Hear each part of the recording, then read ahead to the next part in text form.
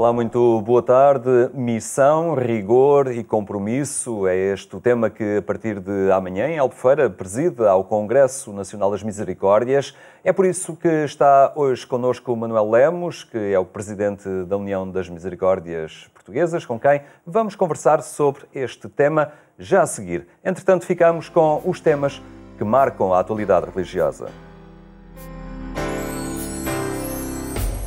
Os Emirados Árabes Unidos acolheram a primeira visita de um Papa à Península Arábica, um momento histórico marcado por palavras e gestos de diálogo. Os Emirados Árabes Unidos vestiram-se de gala para receber Francisco, o primeiro Papa a visitar a Península Arábica. Um momento de festa, acompanhado sempre de perto pelo príncipe herdeiro, Sheikh Mohammed bin Zayed Al Nahyan. A viagem tinha como objetivo a participação no encontro interreligioso sobre a fraternidade humana que decorreu nos Emirados Árabes Unidos.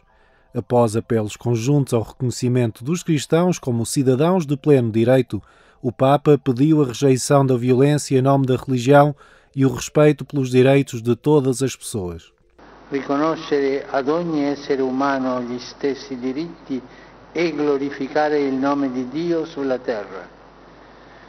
Nel nome di Dio creatore dunque va senza esitazione condannata ogni forma di violenza, perché è una grave profanazione del nome di Dio utilizzarlo per giustificare l'odio e la violenza contro il fratello. Non esiste violenza che possa essere religiosamente giustificata. Francisco e o grande imã de Al-Azhar, Ahmad Al-Tayeb, assinaram a Declaração de Abu Dhabi, apresentada como histórica pelo Vaticano, um documento conjunto que condena o terrorismo e a intolerância religiosa.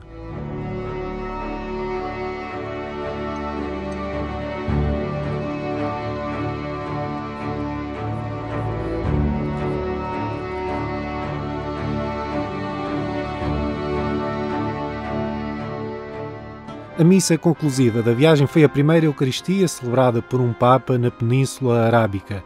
A multidão recebeu Francisco em festa no Zayed Sport City, onde estavam mais de 130 mil pessoas, representando cerca de 100 nacionalidades, bem como um grupo de 4 mil muçulmanos. Le beatitudini non sono per superuomini, ma chi affronta le sfide e le prove di ogni giorno.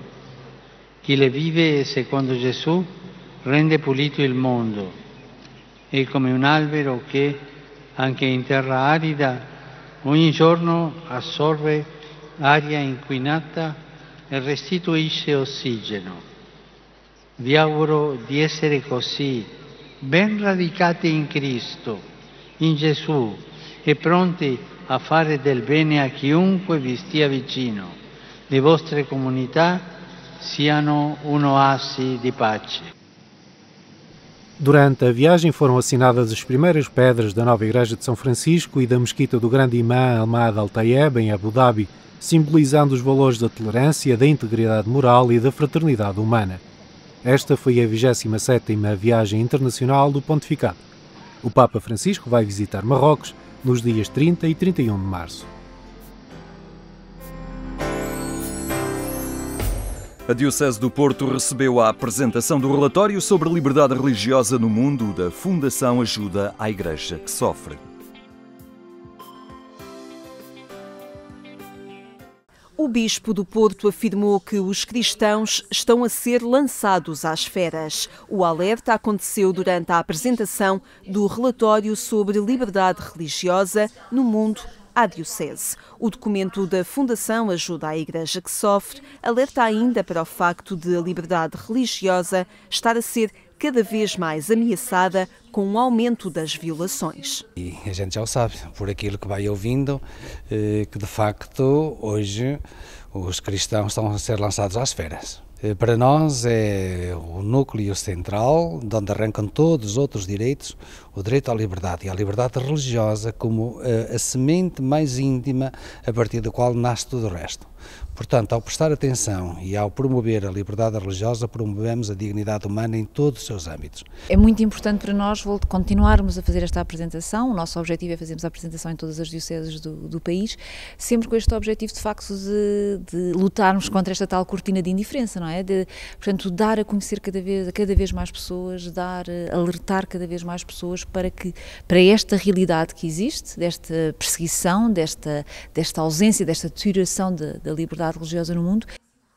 A sociedade em geral e os cristãos em particular precisam de estar informados sobre a real situação da liberdade religiosa no mundo e sobre a perseguição às minorias religiosas. Uma maior consciencialização e cristãos reivindicativos é necessário na sociedade atual. Temos, neste particular, de constituir cristãos mais reivindicativos. Isto é, que as grandes estruturas internacionais não se dediquem apenas ao comércio ou às leis de protecionismo, disto e daquilo, mas que os grandes organismos internacionais promovam a pessoa.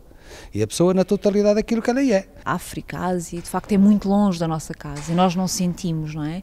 E estamos a viver um momento aqui na Europa em que muitas vezes aquilo que não sentimos, não vemos e não nos toca, não nos leva a tomar ações. E só a partir deste momento em que cada um de nós está consciente da situação do mundo é que nós de facto podemos fazer alguma coisa e podemos ajudar também a mudar e a alterar um pouco este drama que vivemos, podemos dizer assim, de facto de cada vez haver mais perseguições, de cada vez haver uma menor liberdade religiosa no mundo. A Rússia entrou para a categoria discriminação pela intolerância às minorias religiosas. Da lista negra da Fundação fazem também parte países como a China e a Coreia do Norte, também a Índia e o Iraque, a Líbia e as Maldivas, a Mauritânia e Myanmar, a Palestina, o Paquistão e também o Sudão. Este relatório vem de encontro à preocupação dos cristãos na defesa da sua fé, sem dúvida alguma, da defesa da liberdade que nos constitui como pessoas humanas, mas globalmente vem de encontro à defesa da dignidade da pessoa humana. O relatório sobre liberdade religiosa no mundo da Fundação Ajuda à Igreja que Sofre analisa o período de junho de 2016 a junho de 2018 e os dois únicos pontos positivos continuam a ser o regresso da comunidade cristã no Iraque e na Síria.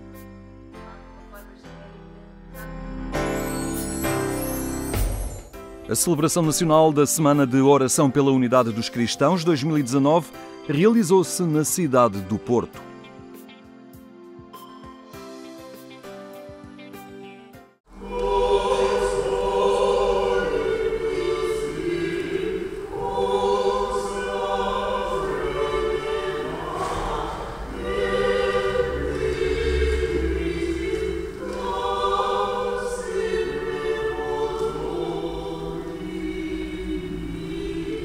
Uma celebração ecuménica reuniu representantes das comunidades cristãs de Portugal na Igreja Ortodoxa Russa, que está no Porto há 15 anos.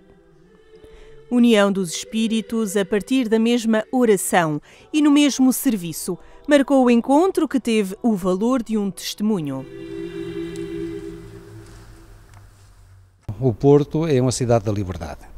E é uma cidade da liberdade porque sabe respeitar as convicções dos outros, concretamente as convicções religiosas.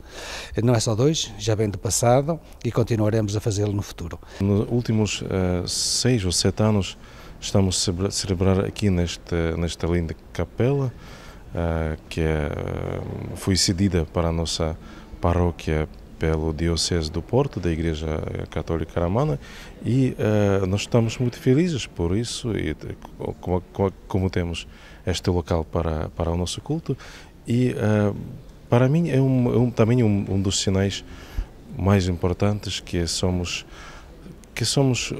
uma família de cristãos. Nós cristãos, neste mundo,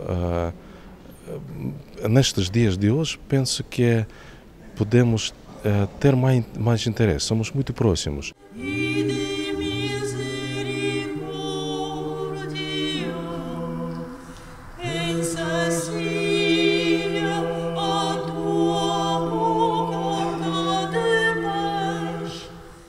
O encontro encerrou a Semana de Oração pela Unidade dos Cristãos 2019, que teve como tema Procurarás a Justiça e nada mais do que a Justiça.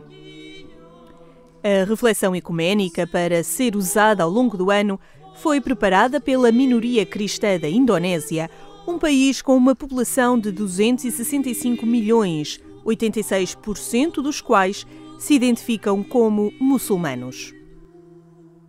É um tema muito polifónico, pode ser abordado em várias perspectivas, mas aqui interessa-nos fundamentalmente esta dimensão de tornar justo e tornar justa a realidade da vida.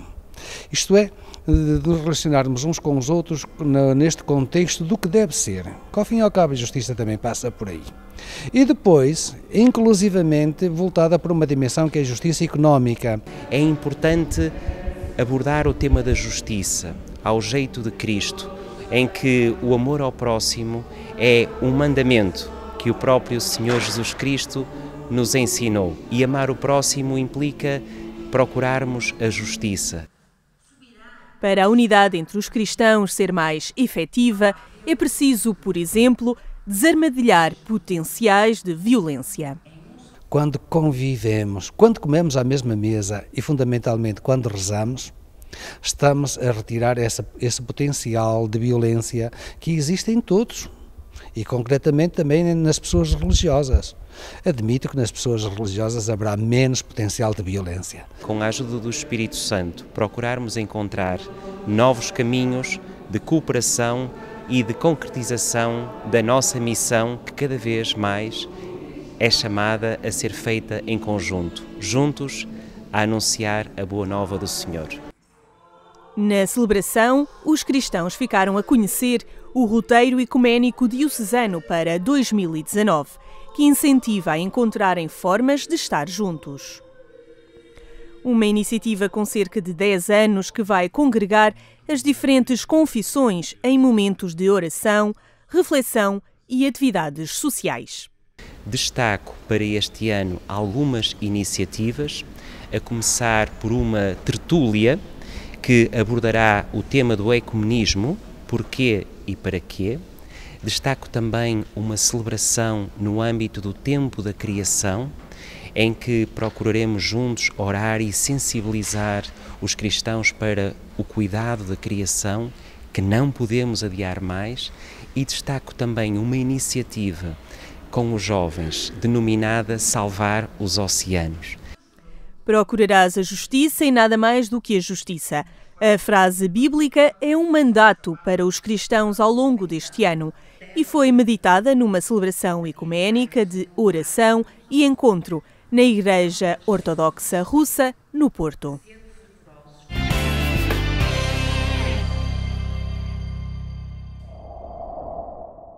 São notícias que podem ser aprofundadas em agência.eclesia.pt. Agora, o Congresso das Misericórdias Portuguesas, desta vez com o tema Missão, Rigor e Compromisso. Boa tarde, obrigado por estar aqui no programa Eclésia. O prazer é nosso. São 3 palavras fortes, não é? A missão, o rigor e o compromisso, mas estas palavras a mobilizarem e a descreverem ao fim e ao cabo aquilo que tem sido a ação das misericórdias do nosso país, não é? Claro, nós escolhemos estas palavras porque entendemos que nos tempos que passam elas são fundamentais. Em primeiro lugar, o rigor associado naturalmente à transparência, porque nós trabalhamos também com muitos dinheiros públicos e temos a consciência que, embora as necessidades sejam muitas vezes a gestão das nossas instituições não resolve-se com rigor, com transparência e como os recursos são sempre escassos, não podemos deitar dinheiro em cima dos problemas, temos que os aproveitar e os gerir de uma forma criteriosa.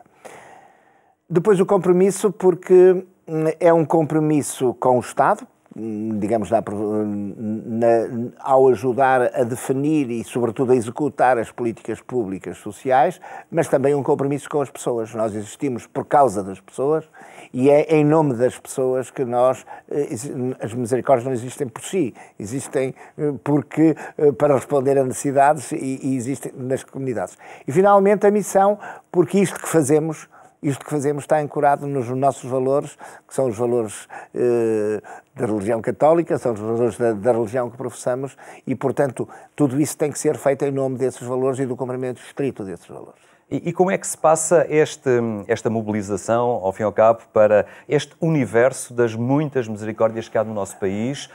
Como é que se motiva cada um dos provedores? Como é que se cria esta sintonia de objetivos, não é? Nós tendo a consciência de que não há duas misericórdias iguais, quer dizer, cada uma responde às necessidades das suas comunidades e Portugal é um país muito sui generis nessa matéria, por sendo um país pequenino, de local, de comunidade para comunidade, as necessidades variam um pouco. Há, sobretudo, um traço decisor comum que está muito presente na nossa missão, como é óbvio, e a consciência de, ao longo de muitos anos, termos trabalhado na unidade, de que hoje, apesar dessa diversidade, não há ilhas, quer dizer, é preciso todos tratarmos de tudo quase que ao mesmo tempo e isso faz naturalmente os provedores que têm confiança na sua missão e o que penso que é muito recompensador para quem está lá, ao toque, a rebate, digamos, e a necessidade de estarem juntos, porque um congresso é muito mais do que propriamente aqueles momentos que estão descritos no programa. É um momento de comunhão, no melhor sentido da palavra de comunhão, em que se as pessoas trocam palavras, conhecem-se. Há uma grande partilha, não é? Há uma partilha enorme, criam-se sinergias, trocam-se experiências, e isso vai muito bom para além do congresso. Por isso os professores estão habituados e reclamam muito o congresso, no sentido de que é esse momento de partilha e de interação que é extremamente importante para eles. António Costa, Vieira da Silva, Marcelo Rebelo de Sousa são figuras que vão por lá passar, entre outras, mas que é revelador também da importância da presença do Estado, do reconhecimento do Estado pela ação das misericórdias. Nem sempre é fácil este relacionamento ou este diálogo das misericórdias com o Estado. Como é que neste momento estão as coisas? Como é que vão estabelecendo também este diálogo com estas instituições públicas? Eu penso que há dois ou três condicionantes. O diálogo com os atores políticos é sempre fácil, porque o que está em causa é o bem comum e eles querem o bem comum e nós queremos também o bem comum. Portanto, nessa matéria é fácil. Depois, noutros aspectos intermédios da administração é mais complexo, naturalmente, porque cada um tem o seu pequeno mundo e é senhor desse pequeno mundo e vê isso de uma forma, às vezes, muito favorável, às vezes até exageradamente favorável, outras vezes muito, muito complicado e muito difícil. E depois há os equilíbrios políticos de fundo, não é? Que aqui e ali tornam mais difícil a presença do setor social na sociedade, nomeadamente quando, como é o nosso caso, assumimos com clareza os nossos valores e as nossas raízes e não prescindimos dela a título nenhum. Fala-se muito do setor da saúde, há uma lei de bases, não é, que foi apresentada, que está ainda em aperfeiçoamento. Nesta linha, a valorização do Serviço Nacional de Saúde, mas também o reconhecimento da importância do que os particulares vão fazendo, do que o setor social vai fazendo também nesta matéria, é algo que requer investimento, que requer reconhecimento por parte do Estado. Repara, nós sempre dissemos que éramos a favor do Serviço Nacional de Saúde. E Serviço Nacional de Saúde, que é o que está na Constituição da República, no artigo 64, eu sou jurista, portanto é uma área em que me movo com alguma facilidade. Não se diz, em parte nenhuma, na Constituição, nunca se fala em Serviço Público de Saúde. Mas nós, no entanto, consideramos que o Serviço Público da Saúde é fundamental e estruturante e concordamos com aqueles que dizem que o Serviço Público de Saúde tem que ser reforçado, com certeza. Mas o reforço do Serviço Público de Saúde não se pode fazer à custa do Serviço Nacional de Saúde, isto é, dos outros parceiros que tradicionalmente colaboram com o Estado na prestação de cuidados aos cidadãos, como é caso típico do setor social e muito em particular das misericórdias. Portanto, isso exige uma clareza, porque, como sabe, nos últimos anos as misericórdias investiram milhões de euros, muitos milhões de euros, por exemplo, na Rede Nacional de Cuidados Continuados.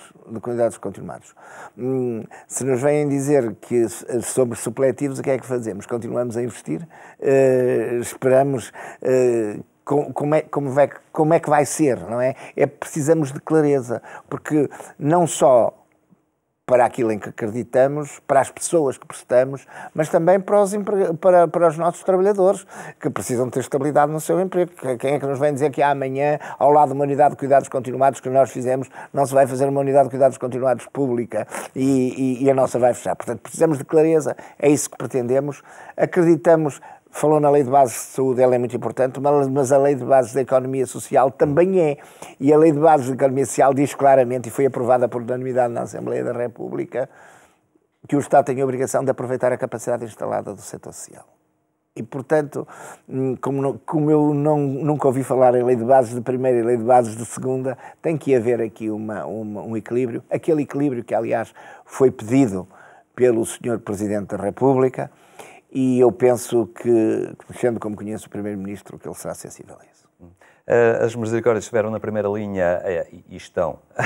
Nos anos mais complicados da nossa situação económica, agora muito recentemente, aparentemente as coisas estarão melhores agora, mas as Misericórdias não desmobilizaram nesta matéria, até porque imagino que continuem a prover a muitas necessidades. Repara, as Misericórdias centraram-se muito em várias áreas, mas sobretudo em envelhecimento e a deficiência. E se a deficiência está mais ou menos equilibrada, a demografia não quer nada saber das crises, não é? É imparável. Não é? Todos os dias, quando sairmos daqui, nós estamos os dois mais velhos. E, portanto, digamos, os números da demografia são claros, vai haver um agravamento muito claro. É bom que as pessoas vivam mais anos, mas isso é normal. Tem que viver com qualidade e depois, quando ficam frágeis, alguém tem que tomar conta delas. E isso é muito importante e por isso nós não desmobilizaremos, com certeza. Muito bem, Manuel Lemos, muito obrigado e corra tudo bem neste grande Congresso das Misericórdias, já a começar amanhã. Obrigado pela sua presença. Não esqueça, mais logo o programa Eclésia, na sua edição rádio, é na Antena 1 pelas 22h45. Tenha então uma boa tarde e até amanhã, se Deus quiser.